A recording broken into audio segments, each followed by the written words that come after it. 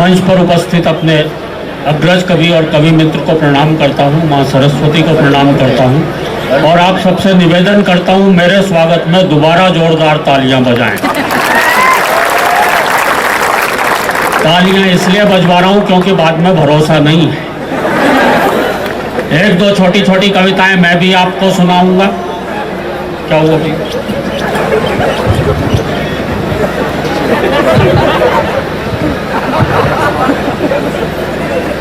आज तक एक भी कवि माइक के साइज का पैदा नहीं हुआ।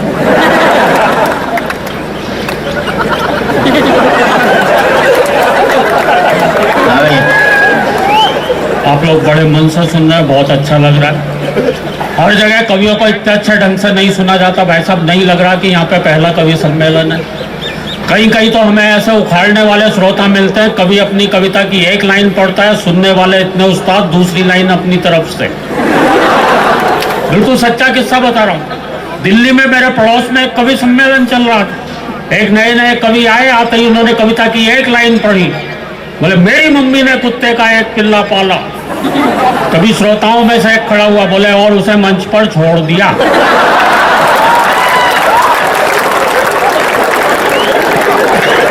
ये तालियां बजाने वाली बात नहीं थी, क्योंकि ये कविता मैंने नहीं सुनाई थी, किसी और ही कवि ने सुनाई थी, यहाँ पर भी नहीं है। पर इस तरह की दिक्कतें अक्सर हमारे साथ आती रहती। हमारे एक गीतकार एक जगह गीत पढ़ रहे थे, धरा बेच देंगे, गगन बेच देंगे। तभी एक खड़ा हो गया, बोले भैया ये बता दे फिर कहाँ रहेंगे जब सारी चीजें बेच दोगे। और अभी तो मैं पिछले दिनों जेल में गया। बहुत अच्छे नहीं, वहाँ कवि सम्मेलन था। जेलर महोदय ने कवि सम्मेलन करवाया और ये सोच के करवाया था कि शायद कैदियों की सजा में थोड़ी बहुत कमी रह गई है।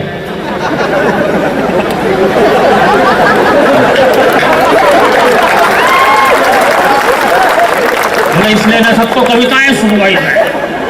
अच्छा, नीचे सारे कैदी बैठे हुए थे लाइन लगाए हुए। एक कवि आए, वीर रस के थे, बड़ी जोर से चीखते हुए बोले आदमी यूं हालातों में जकड़ा ना जाता, आदमी यूं हालातों में जकड़ा ना जाता। नीचे एक चोर कैदी बैठा था, बोला भैया कुत्ते की पूंछ ना दबती तो मैं पकड़ा ना जाता। एक बार तालियां बजा दे, मैं शुरू होता हूँ। वाकई में बहुत मन से सुन रहा है, बहुत बहुत साधुवाद देता हूँ मैं तो यहाँ। हाँ,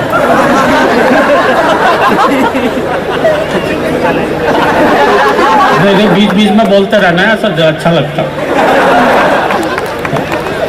मैं तो किसी जमाने में, सही बता रहा हूँ, दिल्ली में पढ़ाता था आपसे छोटे बच्चों को। बच्चे आजकल के इतने उस्ताद हो गए हैं, किसी को भी निपटा सकते हैं, बातों ही बातों में निपटा देते हैं।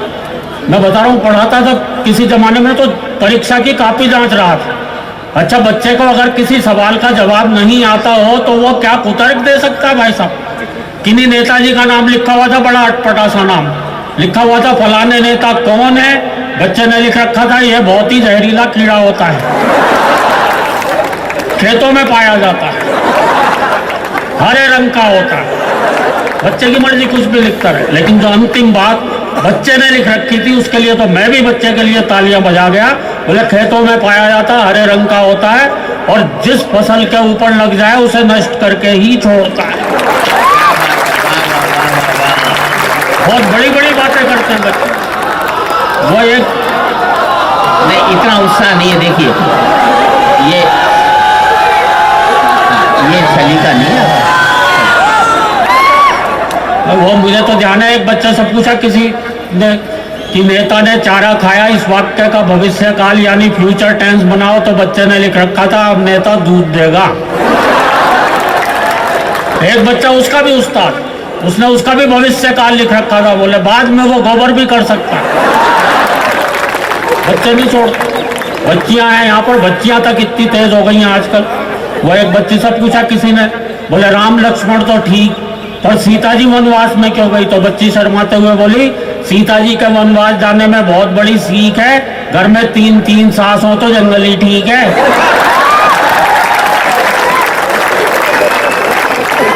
कुछ पता नहीं बच्चों का कब किसको निपटा दे।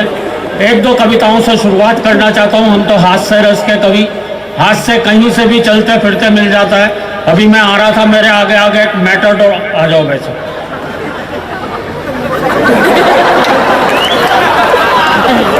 चलो अच्छा उधर पीछे की तरफ जा रहा है, इसको ऊपर आना। मैं तो घबरा जाता हूँ। एक जगह कविता पढ़ रहा था, सामने से एक आदमी लठ लेके आ गया। मैंने उससे कहा भाई साहब बैठ जाऊँ क्या? बोले नहीं आप तो पढ़ो, आप तो हमारे मेहमान हो, मैं तो उसे ढूंढ रहा हूँ जिसने आपको बुलवाया है।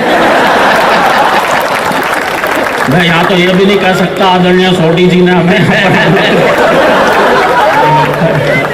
लेकिन बड़े मन से आप लोग सुन रहे हैं। हाँ कुछ कहना है क्या? वो इशारे से मुझे लगता है कि मैं बैठ जाऊँ। मैं आ रहा था, मेरे आगे आगे एक मैटाडोर जा रही थी, पीछे एक शेर लिखा हुआ था। हमें तो शेर व शायरी भी कभी कभी रेडीमेड मिल जाती है। शायद ड्राइवर ने अपनी भावनाओं को उस शेर में व्यक्त कर रखा था। लिखा था, हम भी प्यार करते थे, चांदनी से दिल लगाने लगे, अपनी किस्मत ही खराब थी, मैटाडोर चलाने लगे। दिल्ली में एक ऑटो के पीछे शेर देख लिया, वो भी बड़ा प्यारा शेर था। लिखा हुआ था, दिल के अरमा आंसुओं में बह गए, वो मुस्कुरा कर चल दिए, हम गेयर बदलते रहे। हंसी की बातें चारों तरफ बिखरी पड़ी है। आपने ट्रक देखे होंगे, इतनी सारी बातें मिलेंगी। ऊपर लिखा रहता है पब्लिक कैरियर, हालांकि वो सामान ढोने के काम में आता है। पीछे लिखा रहता है, बुरी नजर वाले तेरा मुंह काला। इसलिए मैं सभी ट्रकों को बड़ी अच्छी नजरों से देखता हूँ। खामोखा अपना मुंह काला क्यों करवाऊं? वैसे मुझे पता है ट्रकों को अच्छी नजरों से कोई भी नहीं देखता। मैं तो जब बाजार से निकलता हूँ मुझे लगता है सबके मुंह काले हैं, जरूर किसी ट्रक को बुरी नजरों से देखा हो। पर एक बात मेरी समझ में नहीं आती दोस्तों, ये ट्रक वगैरह तो अफ्रीका में भी चलते होंगे।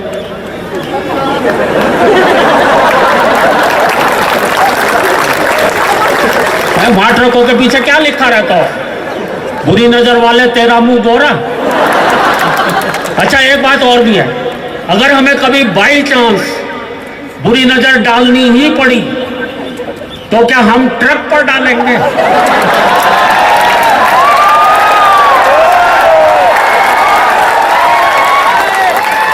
भाई सड़कों पर एक से एक सुंदर, एक से एक हसीन मारुतियां घूमती हैं।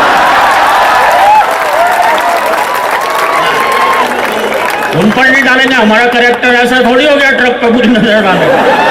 कुछ ना कुछ लिखवाते रहेंगे, ट्रकों के पीछे लिखवा देंगे, देखो मगर प्यार से।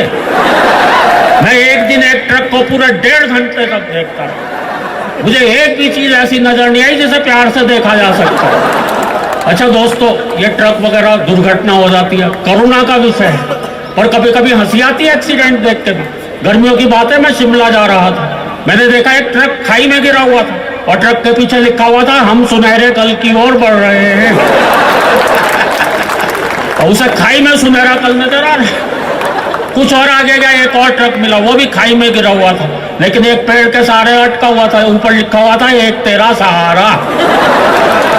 जैसा इसी के लिए पैदा हुआ। ये तो कुछ भी नहीं, लोग बात कभी कभी शौक शौक में फिल्मों के नाम लिखवा देते हैं गाड़ी के पीछे। एक मारुति कार और एक ट्रक का एक्सीडेंट देखा। मारुति कार के पीछे लिखा हुआ था, सावन को आने दो, और ट्रक के पीछे लिखा हुआ था, आया सावन झूम के।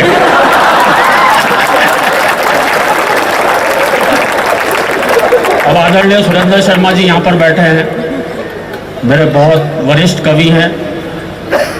वो अभी इन्होंने पिछले दिनों एक नई होंडा सिटी कार खरीदी, मेरे पास तो खैर पहले से ही थी। आप हंस कर विश्वास नहीं हो रहा है क्या? मुझसे कहने लगे, भाई इसके पीछे कौन सी फिल्म का नाम लिखवा दूं? मैंने कहा लिखवा दो, मुझे जीने दो। वो बोले नहीं, मेरे पड़ोसी के पास ट्रक है, उसने पहले से ही लिखवा रखा है, जीने नहीं दूंगा। कहाँ से हमें हंसी मिलती है।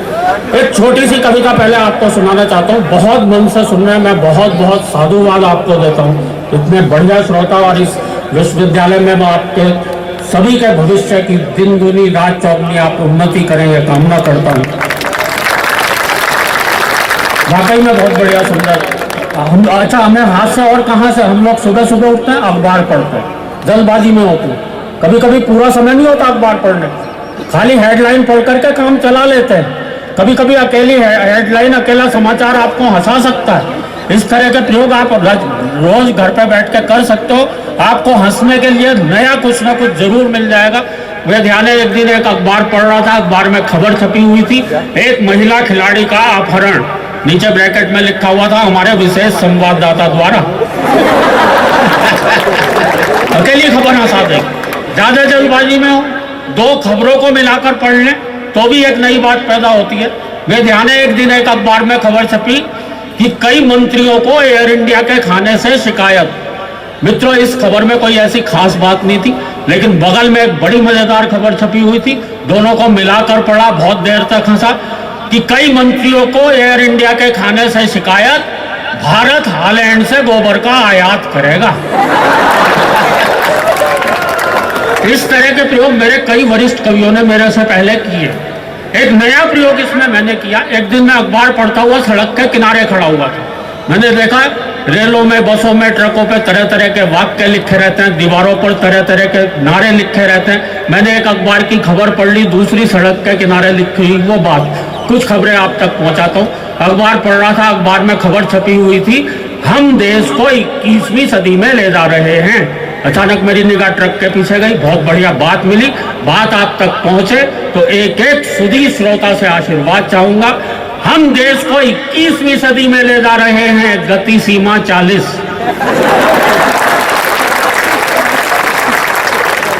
हम सन 2000 ईस्वी में 1 अरब हो गए। ठहरिए, आगे खतरनाक मोड़ है। और अगले जोड़े पर फिर आपका विशेष ध्यान चाहूंगा। बात आपके दिलों तक पहुंचे तो 5 आतंकवादी अपने बम विस्फोट से खुद ही मरे। आत्मनिर्भरता ही सफलता की कुंजी है। पाकिस्तान के प्रधानमंत्री भारत आएंगे, बीमारी के बचाव के लिए टीके लगवाएं। वो 3 दिन तक ठहरेंगे, निराश रोगी शुक्रवार को मिले। और अगला जोड़ा बिल्कुल सच्ची घटना पर आधारित है, जो एक सवा साल पहले हमारे देश में घटी। प्रधानमंत्री चीन यात्रा पर रवाना, जेब कतरों से सावधान। और 3 कुख्यात आतंकवादियों का दिल्ली में प्रवेश। नई दिल्ली नगर पालिका आपका हार्दिक स्वागत करती है। बड़े मन से आप लोगों ने सुना है। एक कविता विशेष जिसका आदेश, जो बसें हैं वो कवि सम्मेलन के बाद ही रवाना होंगी, इसलिए आपको मजबूरन बैठना ही पड़ेगा। वॉल्यूम कम कर दिया। हेलो, अब ठीक है। एक कविता विशेष आपको सुनाना चाहता हूँ, हालांकि उसका समय नहीं है। मैं रात को एक अक्सर कविता सुनाता हूँ। मैंने हास्य व्यंग में तरह तरह के प्रयोग किए हैं मित्रों। मैं आपको एक हास्य रस की डरावनी कविता सुनाने जा। डरावनी इसलिए क्योंकि मेरी इस कविता में भूत प्रेत हैं। भूत प्रेत होते हैं या नहीं होते हैं ये तो अलग बात है, लेकिन जब से मैंने आदरणीय सुरेंद्र शर्मा जी को देखा है तब से मुझे भी विश्वास होने लगा कि कुछ ना कुछ तो होते ही हैं। मुझे भूतों के बारे में एक घटना ध्यान आ रही है। एक आदमी को पता चला पड़ोस वाले गांव में भूत रहते हैं। वो आदमी उस गांव में गया, उसके पास जाके बोला, भैया सुना तुम्हारे गांव में भूत रहते हैं? वो आदमी बोला, भैया मुझे तो पता नहीं, मुझे तो 40 साल हो गए मरे हुए। और उस आदमी की क्या हालत हुई होगी, वो तो खड़े खड़े ही मर लिया हो। कविता की शुरुआत देखना कितनी डरावनी। ये तो भूत की कविता सुनते ही चल दी। इतने डरपोक छात्र भी हैं क्या? कोई बात नहीं, बहुत से लोग डरते हैं, क्या करें। कविता की शुरुआत देखना कितनी। अंधियारी रात, भौंकते कुत्ते। मुझे नहीं पता था कुछ यहाँ पे भी है।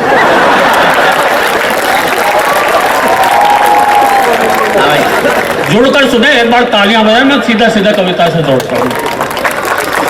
अंधियारी रात भौंकते कुत्ते, सुनसान हवेली, हवेली में कंगूरे, कंगूरों में चमगादड़, मकड़ियों के जाले, नीचे तहखाना, तहखाने में खिड़की जो बरसों से किसी ने नहीं खोली, वहां बैठी थी भूतों की एक टोली। डर गए क्या? नहीं डरे तो अब डरो। वहां बैठी थी भूतों की एक टोली, आपस में बतिया रहे थे, आदमियों के एक से बढ़कर एक भयानक किस्से सुना रहे थे। तो पूरी व्यंग की कविता एक एक पंक्ति आप सुने गौर से, आपको आनंद आएगा।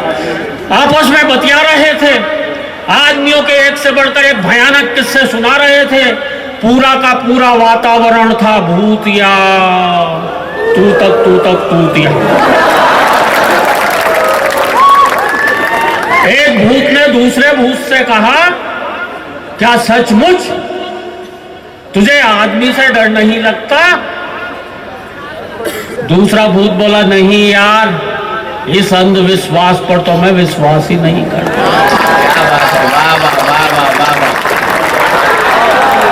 दूसरा भूत बोला, नहीं यार, इस अंधविश्वास पर तो मैं विश्वास ही नहीं करता, और आदमी में विश्वास करने लायक है ही क्या? आज की दुनिया में तो आदमी ही आदमी का विश्वास नहीं करता। आज की दुनिया में तो आदमी ही आदमी का विश्वास नहीं करता, तो मैं क्यों करूं फालतू पढ़ में डरूं? दूसरा भूत बोला, नहीं यार, मैं तो बहुत डरता हूं, जब भी घर से बाहर निकलता हूं मन ही मन हनुमान चालीसा जपता हूं। मैं तो कहता हूं, आदम इंसान नजर नहीं आवे, महावीर जब नाम सुना। मैं तो अपने बच्चों को भी डराता हूं, बेटा सो जा, नहीं तो आदमी आ जाएगा। बेटा सो जा, नहीं तो आदमी आ जाएगा, तुझे खा जाएगा। बेचारे डर के मारे सो जाते हैं, खाना तक नहीं खाते हैं। एक बुजुर्ग भूत बोला, बे ये कल रात ही शहर होकर आया है, इस पर जरूर किसी खतरनाक आदमी का साया है। किसी झाड़ फूंक करने वाले को बुलवाओ, इस पर से आदमी उतरवाओ। इसे कितनी बार समझाया है, ऐसे दिन दहाड़े या रात में शहर में ना जाए, और अगर कभी गलती से चला भी जाए तो वहां पर एक गोल गोल संसद भवन है ना, उसकी तरफ तो भूल कर भी ना जाए। अबे वहां पे सफेद झक कपड़ों में बैठे नेता तुझे चिपट जाएंगे, पेड़ पे उल्टा लटका देंगे और तुझसे वोट मांगेंगे। और अगली पंक्ति अगर आप तक पहुंचती हो तो एक एक सुधी श्रोता से आशीर्वाद चाहूंगा, पेड़ से उल्टा लटका देंगे और तुझसे वोट मांगेंगे। और याद रख, अपने इलाके की वोटर लिस्ट में तू वैसे भी अभी तक नहीं मरा होगा।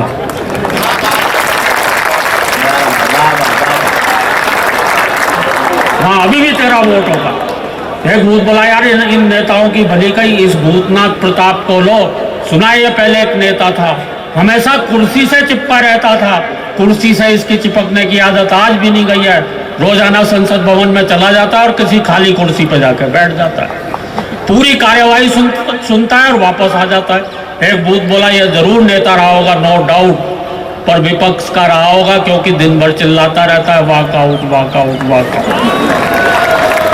एक भूत बोला, भाई नेता तो नेता, ये जो खाकी वर्दी वाले हैं ना, इनसे भी बच के रही हूँ। जो यहाँ पर उपस्थित है मैं उनसे क्षमा मांग लेता हूँ। वैसे मैं भी क्या क्षमा मांगू, ये बात तो भूत कह रहे हैं। और मित्रों देखना, मैंने मुहावरे का प्रयोग किस तरीके से किया। ये जो खाकी वर्दी वाले ना, इनसे भी बच के रही हो, अगर कभी चिपट गए तो तुझे मारते मारते आदमी बना देंगे। फिर हम क्या कर लेंगे, आदमी बनाकर या तो ये तुझे रिपोर्ट लिखवाने आई कोई अबला बनाएंगे, या फिर तेरी खोपड़ी पर तबला बजाएंगे।